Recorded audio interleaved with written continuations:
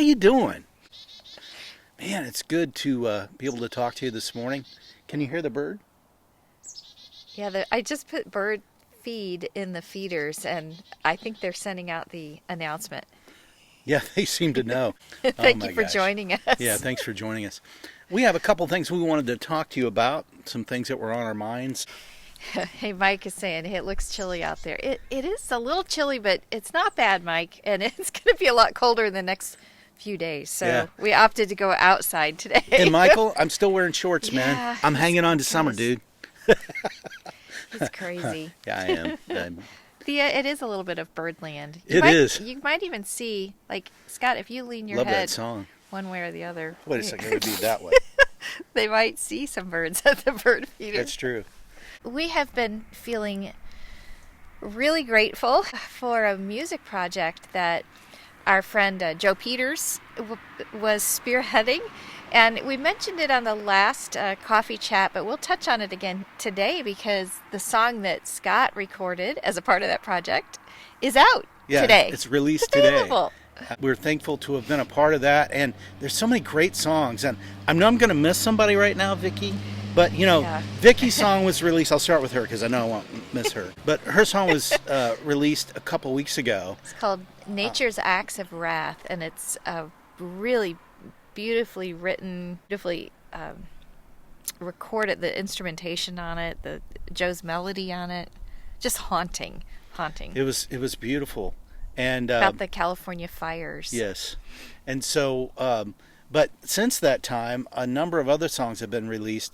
Our friend Cheryl Fletcher's song has been released. That one's called Kitty Hawk. Kitty Hawk. And also, it's amazing.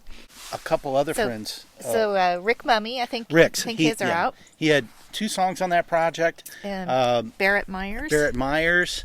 And Leanna's song hasn't been released yet, but we're anxiously awaiting that. It's amazing. 4th of July. Yep, it's called. And it'll warm me up in the middle of the winter. Kitty Campbell. Hers is October Skies. October Skies. It's really awesome. And what's really cool about this project is it's a combination of writers from California, musicians from Indiana, Rec Room Studios from Indiana, Kelsey's Playground from Broad Ripple, Michael Indiana. Kelsey Studio. And, the other one that was really, really good that I enjoyed immensely was Hans and Brittany Rees.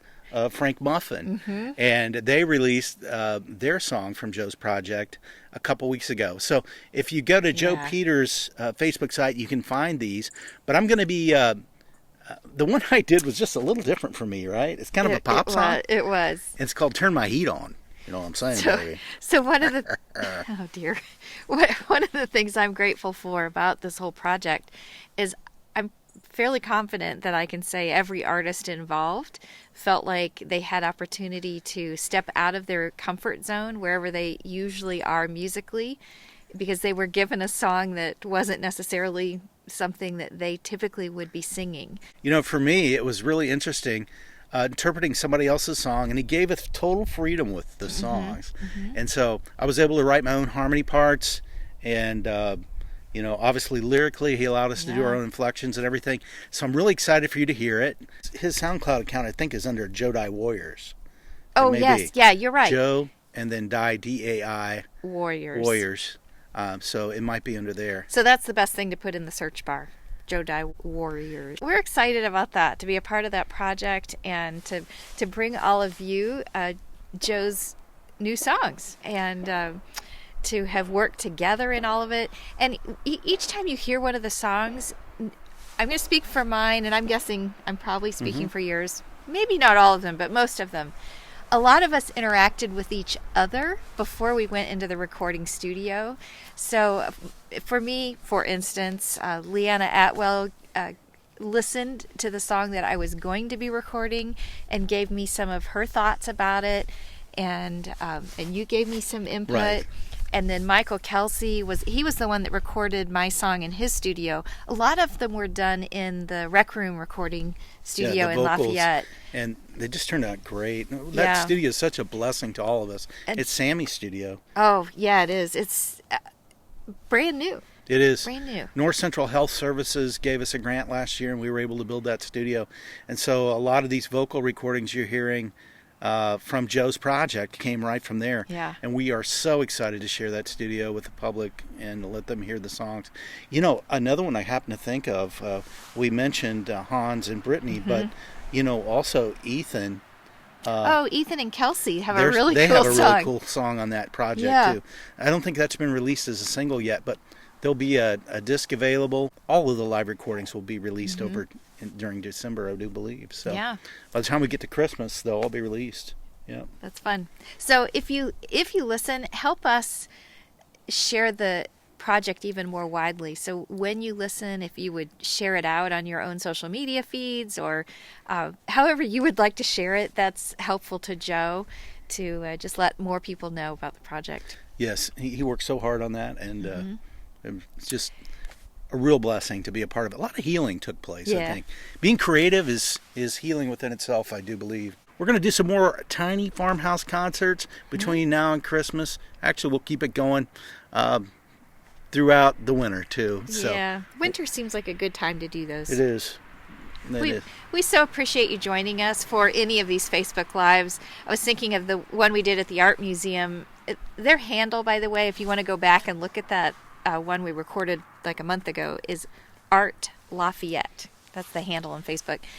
And the fact that we can interact with you during the show makes it so much fun. Actually, we were pausing between songs and reading your comments, and it was a lot of fun. You know, I can picture that even when we get to go back to having in-person audiences, I can picture there's going to be a lot of simultaneous live streaming. I think if you're looking at silver linings and in challenging times, this is one of them. I think you're going to see more and more live broadcasts simultaneous with live events when we get this behind us.